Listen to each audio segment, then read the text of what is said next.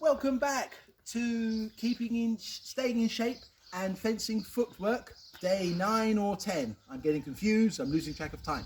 Anyway, sun is still shining. Wonderful day.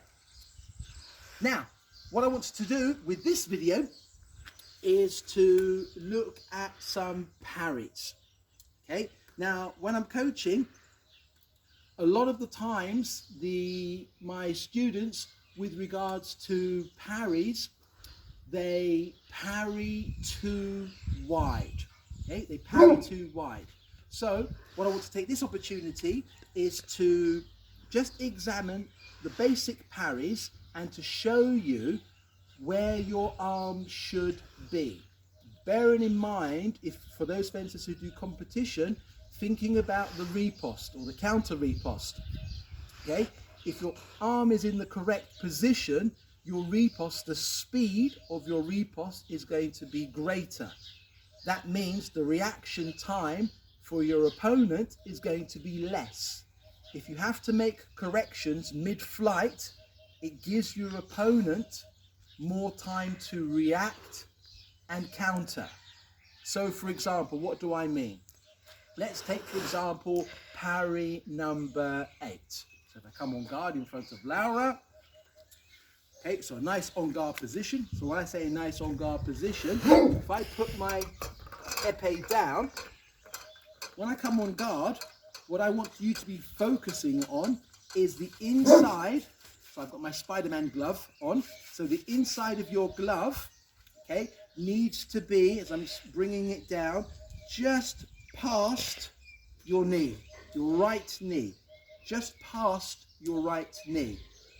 Now some fencers, when you see them fence, they bring their arm directly in line with their knee, directly in line. So what they've done, they've closed this line, but they've opened line number 6.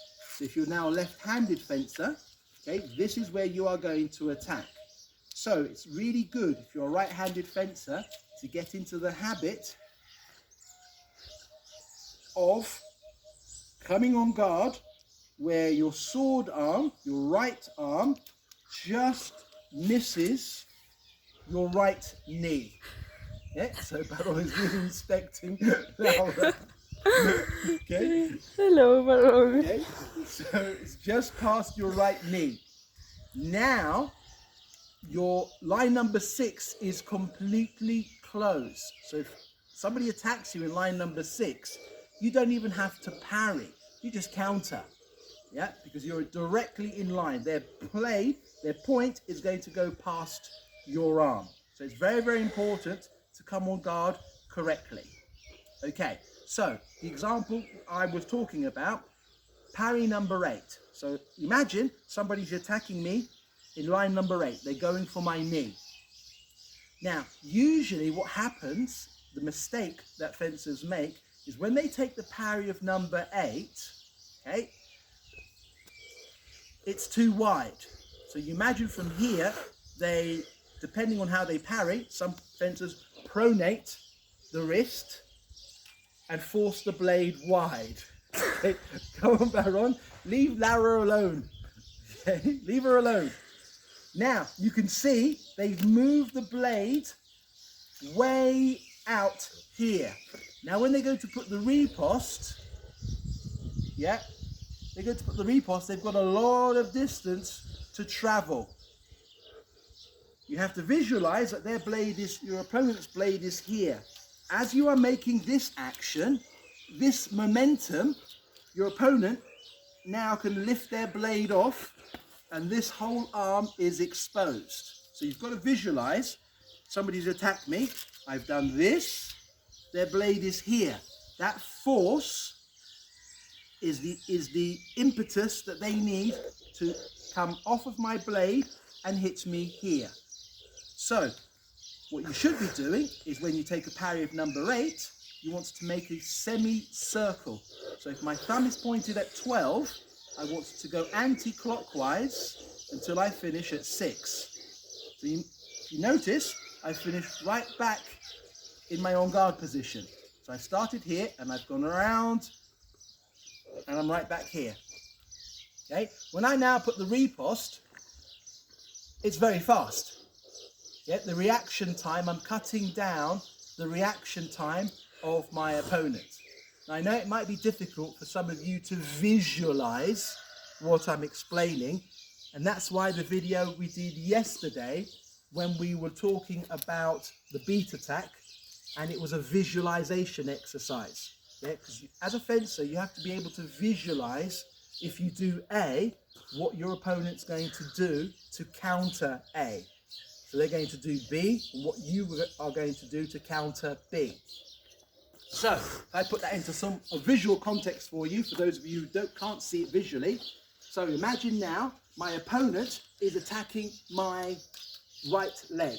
Okay, so when I parry, it's very small. The riposte is going to be very, very fast because the distance to my opponent is quite short. So do it again. So if I now the attack, I'm going anti-clockwise. Okay, I'm traveling up their blade, bang.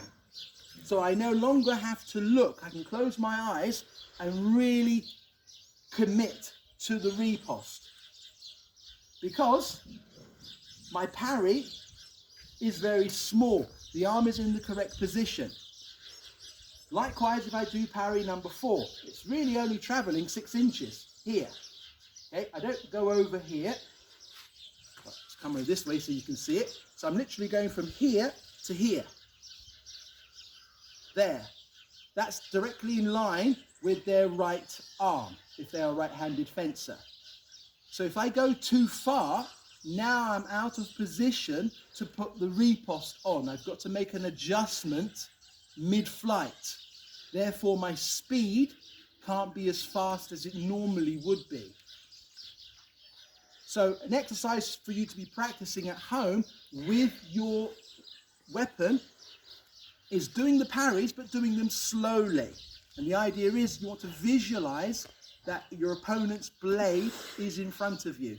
So my opponent is attacking me in line number 4. So line number 4 is approximately here. So as I parry, I need to visualize, can I see their arm? Well, yes, I can see their arm. And that's where the riposte is going to go. The riposte, first of all, at épée, is going to go to the arm first, dependent on the distance. If you're too close, okay, and you can hit the body, they can hit your body. Predominantly, you want to be at arm's length, so you hit the arm first. You attack the arm and you miss, then by all means go for the body or go for the arm again. So, parry and the riposte. Try not to make the parries too big. Parry number 6, riposte. Parry number 8, riposte. Parry number 7, riposte. Okay, so practice those parries. Okay, and the next time we meet, we'll be practicing those parries together, but we'll also incorporate movement as well. Until then, goodbye.